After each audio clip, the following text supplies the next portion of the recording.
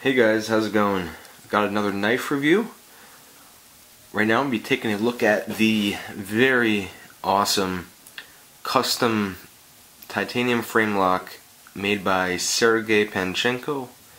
This one is called the Baku. I believe that's how you pronounce it. The knife came with a very nice certificate card with all the information pertaining to the blade. This is number 365, so I believe this is his 365th knife, not his 365th Baku. I believe this is the only knife of this kind in existence. It was a prototype. Just a very nice knife. On the back of the card he's got a bunch of nice information about usage, storage, and little warranty information there, and some contact information. Really nice card overall. Really nice touch to the overall package. The knife came in a pretty cool zippered padded pouch, and without further ado, here is the blade itself. As you can see, this is a very uniquely shaped blade. I've never seen anything even remotely similar in design to this. It's a very unique piece. It's just such a atypical styled knife. That's sort of what drew me to it. The fact that it's really just so different from everything else. Even other customs are just, this one's just so much different. The closed shape is so unique. You can see that it's sort of like an L shape almost. So it's got a very nice shape. And open, it's even better. You can just see it's such an odd design, but it's a very elegant design in my opinion. It's a very beautiful knife. Excellent workmanship, very incredible build quality, extremely tight tolerances. Everything about this knife is just very high quality. This is a full custom, obviously. It's one of the it's one of the couple full customs I have, and it's definitely one of my favorite by far. It's just such an awesome knife. I'll give you a little bit closer look here if I can get the camera focus. You can see the blade shape there. Very unique. Very exaggerated drop here, and then it kind of dips down there and comes up to a swedge. It's not a sharpened swedge or anything, but it's a very nice evenly ground swedge that comes to the point to make the point pretty fine. It's got a lot of belly here on the bottom of the blade. The blade itself, I believe, is, I know it's stonewashed, but then probably before that it was, I don't know if it was bead blasted or, acid washed or whatever, but it's got kind of a darker coloration to it. You can see the blade has, a hole, or spire hole per se. The handles are 6AL4V titanium. Also stonewash, really nice deep stonewash on the blade. I mean on the handles as well as the blade. Just a very unique shaped knife. Got a nice cutout here that makes it really easy to get to that hole and open it up. On the reverse side here we have a very cool pocket clip. This is probably one of the coolest pocket clips I've ever seen. It's a handcrafted pocket clip, titanium. It's just really nice. Adds a really kind of an elegant look to the blade.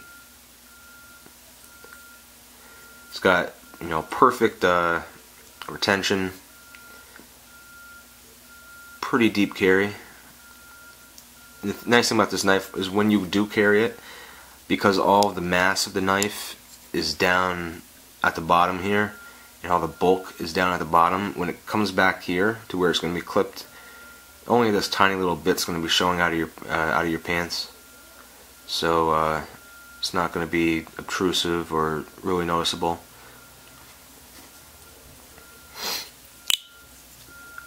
You got your frame lock, obviously. You got a nice titanium over travel disc. The pivot is, you know, very industrial looking, oversized,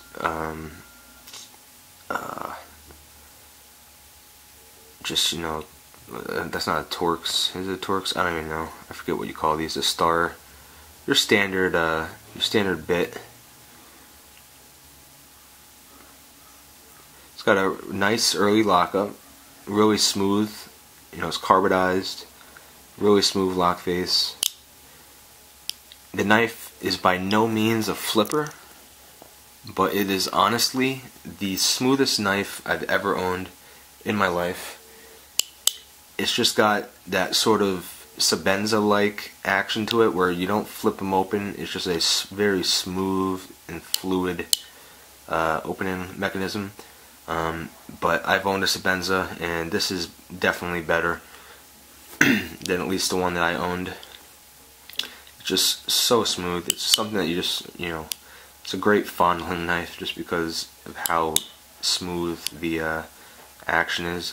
Forget what kind of washers he has in here, but there's no, you know, ball bearings or anything like that. Probably phosphor bronze.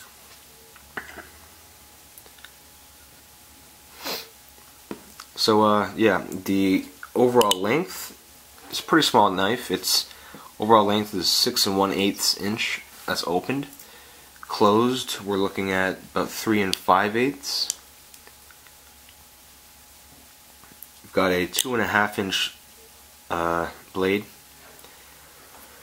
and the blade steel is 0.142 inches of S35 VN, so it's, you know, good steel. Let me just show you real quick a comparison in size here to some other knives, so I can give you a sort of an idea of what we're dealing with here.